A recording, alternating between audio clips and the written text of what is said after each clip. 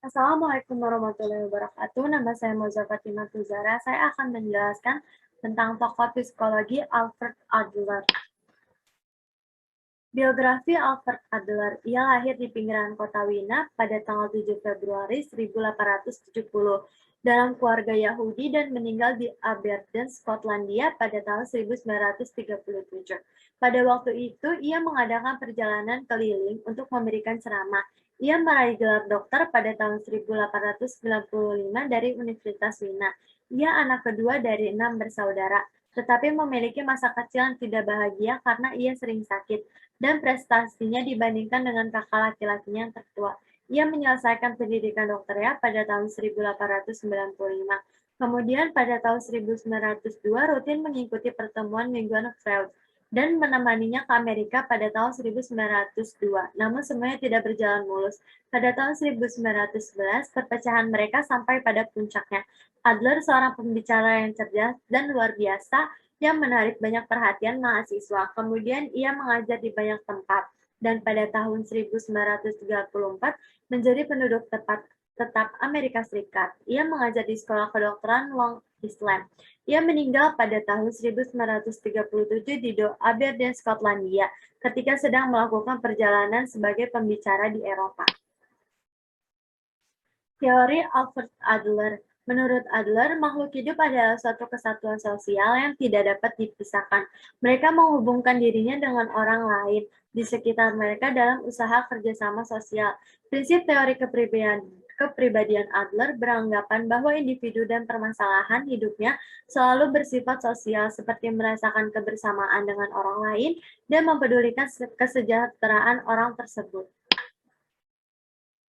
Ciri khusus dari pemikiran Adlerian yaitu fictional finalisme, dorongan keakuan, perasaan rendah diri, dorongan kemasyarakatan, gaya hidup, dan daya kreatif.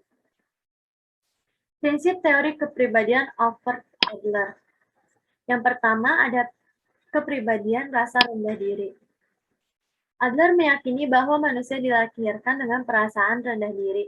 Apabila di tahap ini individu merasa lemah dan kekurangan dalam meraih kemampuan di atasnya, maka akan muncul rasa rendah diri di tahapan perkembangan berikutnya.